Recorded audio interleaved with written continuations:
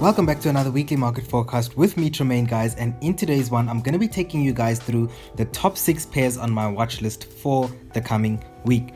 Not only, guys, will we be going through these pairs, but will I also add some explanations as to why I'm looking for the particular directional biases, and also will I be sharing with you guys the points of interest that I'm looking to take these trades. So for today's weekly market forecast, guys, we're going to be getting into the DXY, Aussie CAD, Aussie Swiss franc, Aussie dollar, New Zealand dollar JPY, and USD ZAR. Starting off with the DXY, guys, we're on the daily chart, and what we can observe from a daily perspective is similar structure as we observed last week. So what we have is our important key resistance area up at this region over here. So we see prices approaching this area nice and correctively. So we've isolated this corrective structure. Obviously we want to see how is the market approaching our area of value. Now what we can see is that the market is approaching in the form of this ascending structure. This ascending structure has given us a first touch in this region here, a second touch over here, and obviously we can expect the market to come and terminate, giving us that nice beautiful third touch. So if we come into the most recent price action, what we will see about the nature of this structure on the DXY on the daily is that we are stuck in some sort of a range.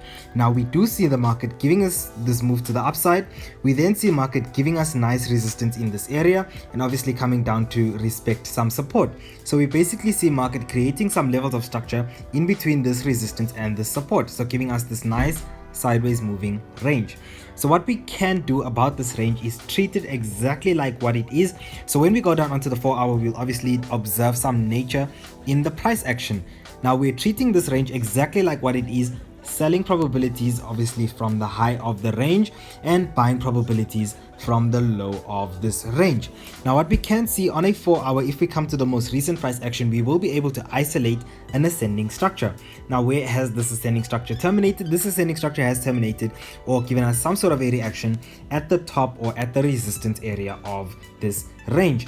Now we did obviously discuss that prices can come up and still give us a nice third touch of this range, higher time frame, before we see the momentum to the downside. But what we will be doing over the course of next week is trading the structure as it is, as it stands this week. We're at resistance right now in the form of this nice beautiful ascending structure over here, and what we will be doing over the course of next week on the DXY is observing for these reversal structures, because we have seen this market making a move to the upside correctively. We have our highs, we see market breaking to the upside of our highs and breaking back below.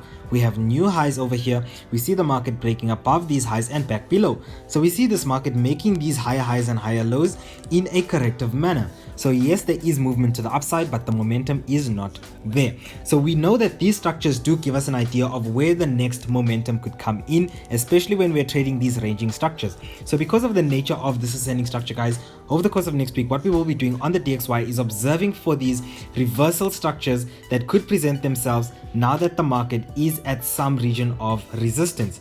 Whether market gives us this risk entry or a reduced risk entry after prices have broken structure in the direction that we're looking to trade, we will be looking for those sell biased trading opportunities, hoping to see the market reacting from this resistance area, and then obviously now breaking our structure or breaking this range to the downside. So we were hoping to see this momentum actually following through way down to the downside, obviously breaking our higher time frame structure as well, for at least targeting, or at least for us to see prices coming down to at least these price regions over here. So we are bearish bias on the DXY over the course of next week, guys. We've gotten our move to the upside that has violated our resistance areas, and now we are looking for our sell biased setups. Starting off with Aussie CAD, guys, we are on the daily and we're gonna observe the nature of the structure on this pair.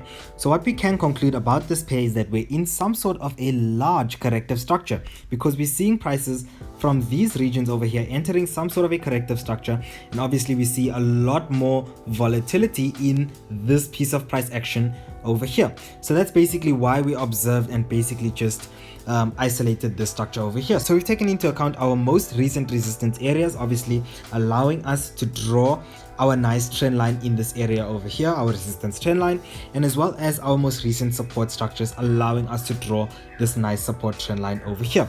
So what we can observe about this structure is that this structure does obviously have the potential to come down and give us this third touch in structure before we find that upside momentum. Why are we looking for upside momentum? Because we can see that we are at these support regions here, and we can see that price is giving us a corrective structure at these higher time frame support regions. So as long as we're at these support regions here and we're seeing prices giving us decelerating structures to the downside, we're going to be looking for momentum to blow to the upside. Now obviously I tell you guys week in and week out that we always need to remember our previous biases, not for the purpose of trading our previous biases, but because our previous biases had reasons. So there was a time that we were obviously bullish bias from the structural region here, and the reason why we were bullish bias was because of this nice beautiful inverse head and shoulders here, giving us some nice deceleration, prices breaking back above this structural area.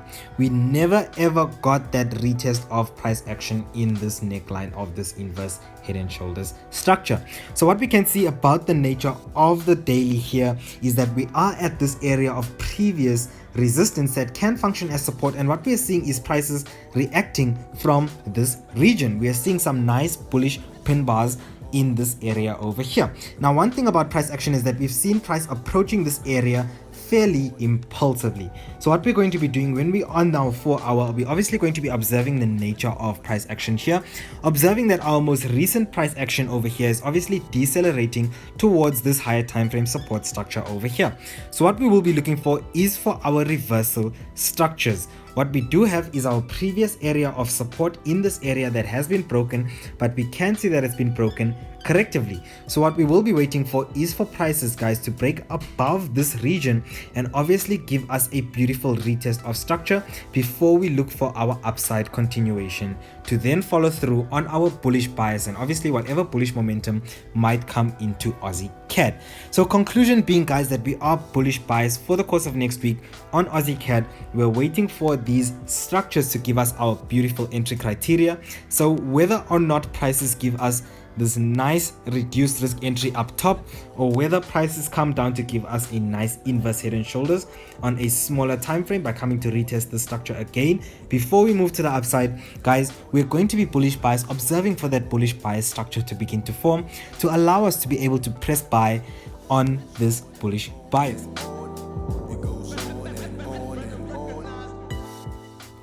Getting into Aussie Swiss franc, guys, on the daily, what we can see about this structure is that we've seen our beautiful sell side momentum that we've been waiting for a while on Aussie Swiss franc.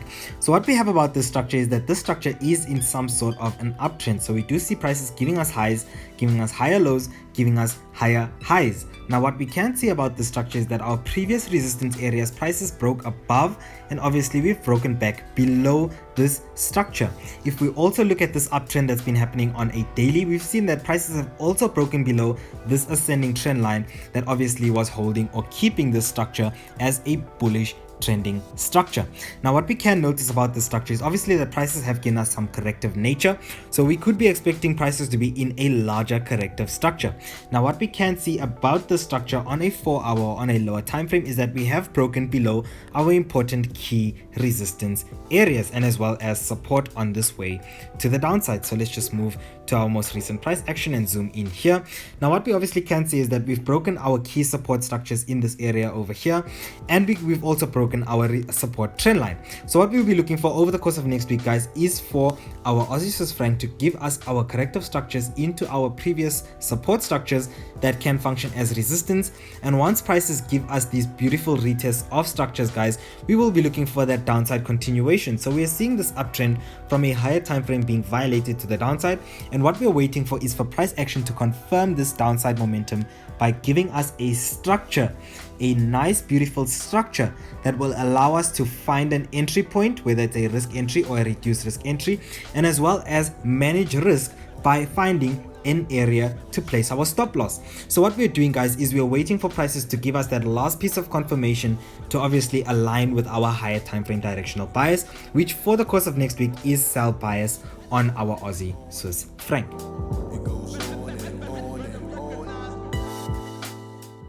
Jumping straight into AU, guys, we're here on the daily charts, and what we can see is that we've isolated a beautiful ascending structure.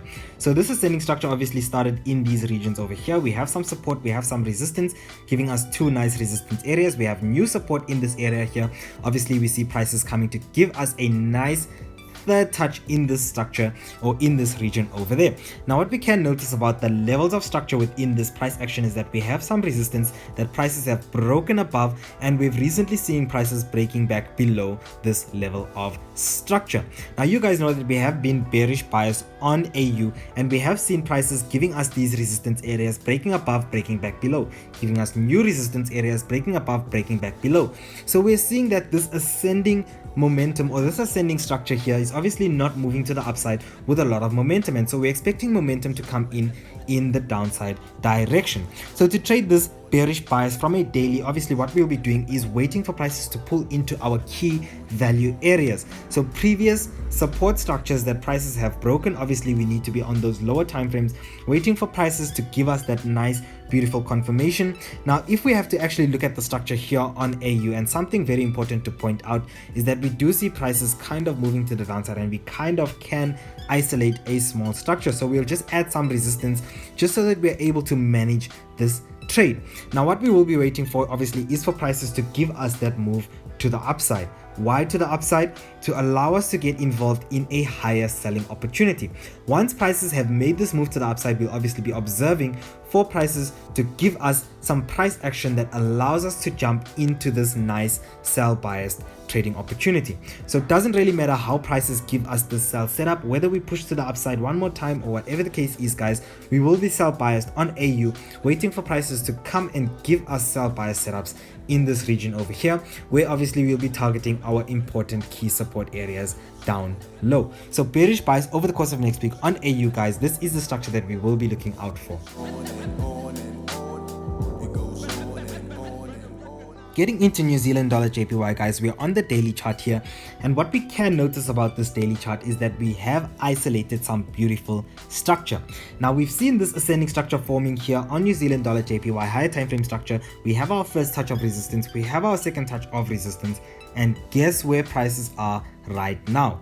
At this third touch region of our beautiful ascending structure. Now we know that ascending structures normally break to the downside, so we're looking to trade the directional bias that this structure allows us to formulate.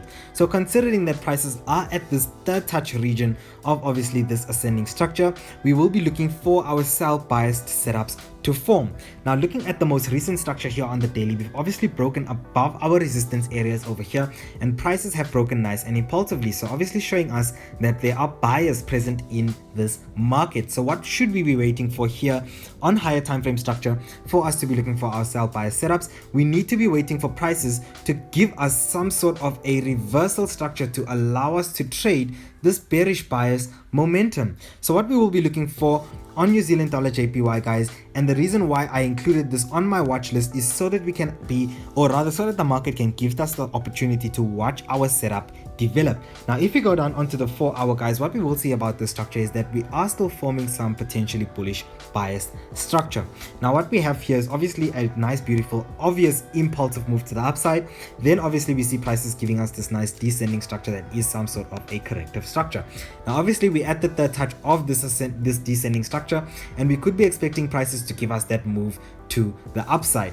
Now considering, and the reason why we started from our higher time frame analysis is because if we do manage to jump into any buys from this region over here, we will be managing our buys aggressively, not looking to target more than the 90% rule of this structure. Why? Because we're at the third touch of our higher time frame resistance areas, and as well as we're going to be looking for sell bias structure to form once prices do begin to come to these resistance areas. So all we're doing on this pair on New Zealand dollar JPY, guys, is we know that we want to be sell biased from a higher time frame. What we need to do is wait for prices to come into a region where we will find selling probabilities. What's going to allow those, or what's going to give us a trading opportunity, is the structure that the market will develop once we've come into this area where we're expecting our probabilities to begin to start formulating, or rather for the probabilities to begin to tip on our side. So guys, we're going to be bearish bias on New Zealand dollar JPY. Yes, there is the potential for New Zealand dollar JPY to push to the upside, but we will be managing our bullish biases very aggressively, waiting for prices to give us sell bias setups so that we can trade any long-term higher time frame sell side momentum that might come from these third touch regions, all the way to the downside, maybe even coming to violate our higher time frame key support structures over there. So higher time frame sell bias on New Zealand dollar JPY, just waiting for our structure to give us an entry.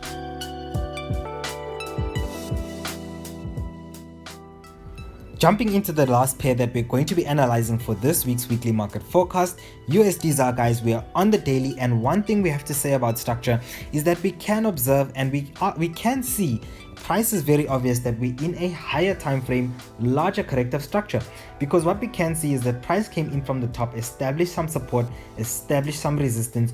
We then see prices giving us a larger corrective structure because we observe these key support structures here obviously being broken back above. So we understand that this is one large corrective structure, and if we were to see where we are within this large corrective structure, what we can notice is that we're close to our resistance area. So we're at our sell sensitive region. So obviously treating this like what it is, trading price action exactly where it is, we're at the resistance area of this structure. We've also isolated a nice sell setup or sell bias structure here on the daily, obviously observing our key resistance areas. First touch there, second touch there. We're seeing prices at this third touch region also showing us that sell side momentum. So what we're going to be doing, guys, on USDZAR over the course of next week is looking for our sell biased setups to form. What we've seen is prices breaking above our key resistance areas and breaking back below. So obviously corrective price action in this region over here. So what we will be expecting is a corrective structure. Whether that structure does form in the form of an ascending structure, whether that structure does form in the form of a double top structure over here with a nice break and a retest of structure, doesn't really matter. We are looking for sell biased setups in our sell biased region over there. So guys, whether that means even we're on those smaller time frames waiting for prices to come back and retest this key area for those moves to the downside, we're sell biased on USDZAR, waiting for prices to give us price action that allows us to jump into this trade. So obviously we know that formulating a forecast obviously involves us pinpointing a directional bias, so understanding which direction we need to trade, and as well as finding a point of interest where we will be looking to trade that particular setup. Now on our lower time frames, we look for our entry criteria, and the reason why we stop our forecast on these higher time frames is that the only reason we're jumping down onto lower time frames is to refine an entry, and so we still need to wait for prices to come into our points of interest, those value key areas, before we drop down onto our lower time frame. So the structures that price will formulate in these key areas, we can never be able to forecast. We don't know whether price is going to give us a double top or an ascending structure. We have no reason, or we have no way of knowing, but what we do know is that this is our key area in this region here, and if price does give us a setup that allows us to see some sell biased trading opportunities, then we will be able to capitalize and trade this directional bias in this value key area that we've observed from our higher time frame analysis. So that's exactly what we're going to be looking at on USDZAR sell setups over the course of next week, guys. We have reached the conclusion of this week's weekly market forecast. Thanks so much, guys, for watching until the end. If you've received the value that has been intended for you, drop a like before you leave the video, and otherwise, if you haven't already, subscribe to the channel so that you don't miss any future content. This is T.Mayne, your FX Chaser's mentor. I will see you guys in our future videos, guys. Have a great week. Cheers.